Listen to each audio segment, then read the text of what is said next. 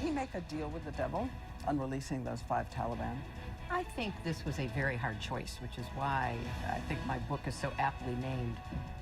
If you look at what the factors were going into the decision, of course there are competing interests and values. I mean, one of our values is we bring everybody home off the battlefield the best we can. It doesn't matter how they ended up in a prisoner of war situation. It doesn't matter? It does not matter. We bring our people home. Let's talk about all this now on the roundtable. Bo Bergdahl and Hillary Clinton. We are joined by Republican Congressman Tom Cole, Alicia Menendez, the host of AM Tonight on our sister network Fusion. ABC's Matthew Dowd, Bill Richardson, former UN ambassador, and Martha Raddatz is back as well. And Ambassador Richardson, let me begin with you. You heard Mike Rogers there saying he's glad Bergdahl is home, but wouldn't support the deal. Well, I think the president did the right thing. I know it's controversial. It was a prisoner swap at a time that we're winding down a war. Leave no soldier behind. That's an American fundamental precept. I've been involved in these negotiations before. You negotiated with the Taliban back in 1998, with the Taliban. You know, they're very tough. They're very shifty. So the deal was made at a time when his safety and his health was being jeopardized. But at the same time, I think it might lead in the future to a lessening of tensions with the Taliban. I know that may be a tall order, but I think the president was totally justified in what he did. Congressman, can the critics have it both ways? Be happy that Bergdahl is home, but not support how he got here? Well, look, I wouldn't have traded Audie Murphy for these 5 guys. I mean, let's talk about who they are. These are 5 terrorists at a very senior level that have blood of Americans on their hands. This was a bad policy. So obviously, everybody's happy when somebody comes home, regardless. But yeah, you can say, I wouldn't have done this deal. And frankly, lots of Democrats are saying that, not just Republicans. It's really not a partisan debate. It's a debate of what's the appropriate thing to do in American foreign policy. This was a big mistake. I think this is an interesting issue to me because everybody sort of approaches it from a partisan lens, and I think it raises a lot of other big issues. I think for me, there's 3 big points in this. First, it's totally confusing to me. Here's a guy that we would have sent and risked his life in order to kill or capture these saved 5 men, but in order to get him back, we're willing to give him back to the enemy at a time when we're in the midst of a war, in the midst of a conflict with a very fragmented and diffuse enemy, and we're releasing 5 of them into combat. The second big issue is this raises all kind of concerns of, first, why were we in Iraq and Afghanistan to begin with, and why we're risking our men and women's lives in those wars that seem to have no real outcome on it? And second, as Byron Pitts went, here we have Guantanamo Bay, which is there's all kinds of human rights signals and human rights violations in the middle of this. So these prisoners have seen no justice, no fair process, and they're not even appealed in the Geneva Convention. And finally, 3, and from a political perspective on this, the White House administration has totally mismanaged this. The president and Susan Rice stood up there like this was Saving Private Ryan, and it turns out it's the gang that couldn't shoot straight. And when we have that situation, the president he should have never stood up there with those parents when he knew that the information about this soldier was going to come out. And that's what I wanted to take to Alicia. You know, you saw so many people who served with Bergdahl come out this week and show real anger and also suggest that other soldiers died searching for him. But how wonderful that we live in a country where our DOD will be able to make the determination of how he ought to be treated, right? Yes, we're in the middle of a war. We're at the end of a war. We're winding this down. This is what happens at the end of a war. We transfer and trade prisoners. And I think that it opens up a bigger conversation about the fact that we have a president who twice campaigned to close Guantanamo, one campaigning to do that. Are we actually going to be able to execute on that? To close the whole thing, it's going to be very tough. And meanwhile, there's also going to be this question, Martha, of what should happen to Bo Bergdahl. Now, you had those details of his state of mind right now, and you did see the military come out this week and emphasize more that his actions will be investigated. They have already been investigated. They found that he walked away willingly. The only Twice, thing, right?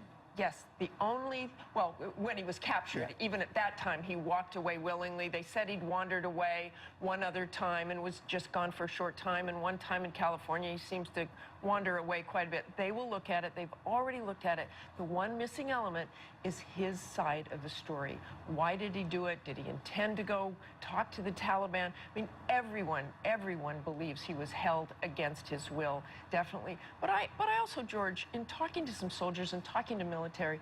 I also think this shows sort of a fundamental misunderstanding on the part of the administration about the military and what the reaction would be after you had that celebration in the Rose Garden. I think they would argue they saw it coming, which is why they tried to get out ahead of it, Bill Richardson. Yeah. Look, there's no evidence that he's a deserter. He's a troubled young man, probably.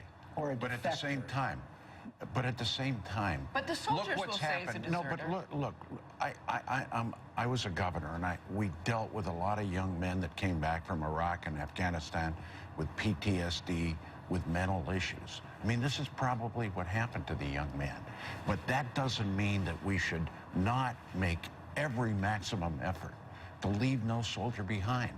And this was a time when our military, the Joint Chiefs of Staff, the Secretary of Defense said, unless we get them out now, and I know the Taliban, because of health and safety issues, we're never going to get them out. So we have to do But this. the vitriol's awful. I think we've gotten lost in this whole thing, whether or not he's a deserter. Obviously, every single human life has value, including the Taliban have value. Every single human life has value in this. I don't think that's the question. And I don't think it's a question. I have a son who served in Iraq and a brother that served in Panama and in Kuwait. It's no question that we shouldn't leave a soldier behind. The question becomes is, how do we do it and when do we do it? And I think in this situation, most of the American public believes here are 5 enemy combatants. And whether they not think we're winding down the war, they're not winding down the war. They're going to continue to be enemy combatants, whether we're there or not. And we've just released 5 of them. How well we're going to track them, who are again going to come, we're going to risk soldiers' lives to go try to capture them. I want to again. move on now to Hillary Clinton. Congressman Cole, you heard Hillary there. No daylight from the president on Bergdahl. From the reviews of the book so far and what we've seen of her interview with Diane Sawyer, it doesn't look like any daylight from the president on any big issue, with the exception perhaps of Syria, which we knew about before. Do you have any doubt? Do all you Republicans just assume she's going to be the Democratic nominee? Oh, I certainly do. I think you can look at the poll numbers, you can look at her position, you can look at the rollout of this book. Not much doubt to me. And you can look at these really incredibly dull memoirs and know she's still a politician. We'll never get a great memoir out of Hillary Clinton until it's done. I mean, you never get a great memoir out of any politician until it's done. One of the things we have seen, though, Alicia, is fascinating that she is trying to clean up some past mistakes. For the first time, we now hear, boy, I was just absolutely wrong, plain and simple, on the Iraq war. Wouldn't do it during the 2008 campaign, probably why she lost. And also in the book and in the interview as well, a lot more emphasis on her softer side, which she also didn't do in the 2007-2008 campaign. Right, and on top of that, we see her building the case for her time as Secretary of State, saying, I have accomplishments I can point to in Iran, in Gaza, in China, reclaiming America's place in the world. What she's going to have to do next, though, is build an economic narrative that she can sell to Americans that actually get them excited about the possibility of her being president. I was a big believer, and I know you and I have had this conversation, that there was still a really good chance she wasn't going to run, that she still was not sure about that. After watching that interview and after watching this book roll up, there's very little possibility that she's going to run in the course of this. I think the big question mark in this memoir that came to me is she knows the difficult balance she has is what does she do with President Obama? Because she's projecting forward that President Obama is going to be an unpopular president, and getting a third term of in the Democratic Party after that is going to be very, very hard. And watching how she wrote this book, well, she mentions disagreements, but oh, by the way, I supported the president even though I disagreed with him. That's her biggest balancing act over the next year and a half. How does she handle President Obama? The other thing she's going to do is have ideas for the future, particularly on the economy, Bill Richardson. And we've seen one of your fellow former governors, Brian Schweitzer, out there talking about we can't have a candidate who's part of the corporate wing of the Democratic Party. And even in our poll, it shows that most Democrats, even though they support Hillary Clinton, want a contest. Well, you know that the Clintons don't confide in me, but I will say. Because you endorsed Barack Obama earlier. Yeah. But I do think this poll shows tremendous support nationally, bipartisan for her. Number 2, she was a good Secretary of State. Now, if I'm a primary candidate like Governor Schweitzer, who, by the way, is a very good guy, you run on her left, that she's too close to Wall Street. But if this poll is measured, she has the support of every faction of the Democratic Party. The moderate faction, the business faction, the environmental faction, the progressive faction. And she's going to be very hard to beat. And lastly, on the loyalty issue, she showed her statesmanlike view that she would support the president on this Bergdahl issue and many other issues. And Martha, you covered her tenure as Secretary of State quite closely. How about the issue that Matt raised? Did you see any other places where she might try to open up more differences from the president down the road? I don't see anything in particular, and I think what this depends on is how people react to that narrative. Like Alicia said, she's laid out what she did as Secretary of State. The pushback is going to come now, and there are going to be a lot of people who say, wait a minute, you didn't make a difference here, you didn't make a difference there. What really did you do? George, inevitability is a huge burden to bear in this. She had it in 2008 and it didn't turn out well. She has it again. And in some respects, I'm going to try to bring in what happened in the Belmont Stakes yesterday, is she Secretariat?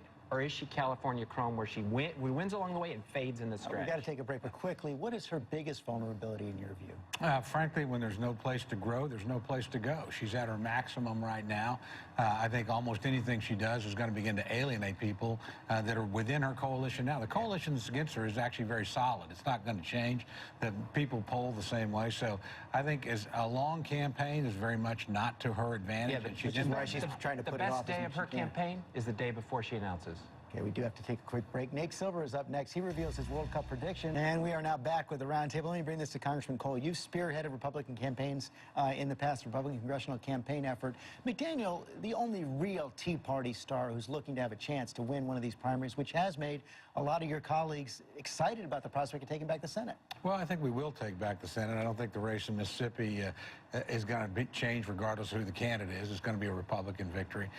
You look at 7 deep red states, we're probably going to win 6, maybe all 7 of those. Iowa, I think, will win. I think there's 3 or 4 others, Colorado, long shots in Virginia, and maybe not quite so long in Michigan and New Hampshire. So, you know, the board looks pretty good. The kind of fights we've had, they've been spirited, but they're not the kind that split us the way that we did in 2000. Yeah, Dad, it sounds like he's predicting the kind of wave that is all about the incumbent party in the White House. Well, you look at the past history of this, every wave becomes about what the current administration is doing and what President's job approval. The President's job approval is in the low 40s, which means the Republicans will pick up House seats and the Republicans will pick up Senate seats in the course of this. I think what's interesting about this race in Mississippi, and it's a much broader thing, is the Tea Party candidates that have won and beaten incumbent Republicans, it wasn't so much about, quote unquote, the Tea Party. It was an incumbent who was disconnected from his constituents, who the constituents didn't feel was back there enough, and who became immersed in the status quo. And those are the ones who have lost in the course of these races. So I think McDaniel wins this race, and he wins in November. Mississippi is red. All of the top lines here were definitely about Republicans, and they got the candidates they want. They go into the general in a much stronger position. But I also think that there's an interesting conversation happening on the Democratic side, where you saw progressive candidates winning in Iowa and California and New Jersey, potentially changing the composition of their caucus.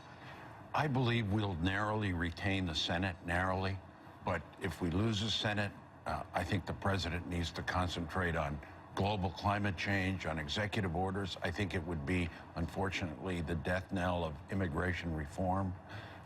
What I would do if I were the president in that case is put a moratorium on deportations. But I still think we will keep the Senate very narrowly, perhaps by 1. Let me bring that to Congressman Cole. The president does seem to be gearing up to doing something like that, and it comes when there's a humanitarian crisis that is going to affect your state of Oklahoma. This group of migrant children, up to 1,000 now, being brought from the border to detention centers in Arizona and Oklahoma. Well, it's not a humanitarian crisis alone. Frankly, it's a policy failure, I think, much more broadly. I don't think conditions in Central America are broadly different than they were 2 or 3 years ago. I think what's moving this up, frankly, is we've made a decision that if you're an unaccompanied minor, juvenile, 13 to 17, you show up in the United States, we're not only going to take you in, but we're probably going to keep you here. We're going to try and place you in the United States. I think that's encouraging this, and I don't think there's been a lot of policy thought. Look, people want to help people in crisis. It's an appropriate thing to do. On the other hand, you can't have an open invitation for everybody that wants to come to the border to be welcomed in. There's not been a lot of policy thought. I mean, I think that there's legislation that can easily go before Congress. We know what comprehensive immigration reform looks like. We have the same conversation every 2 years. It's time for Congress to just act on this. It is no longer a partisan issue. It is a humanitarian crisis. And on top of that, it's an economic crisis. And we need to be honest about who's the engine of America. I know you want to get in, but we're out of time. I apologize. Save it for next week. And we'll be back after this from our ABC stations.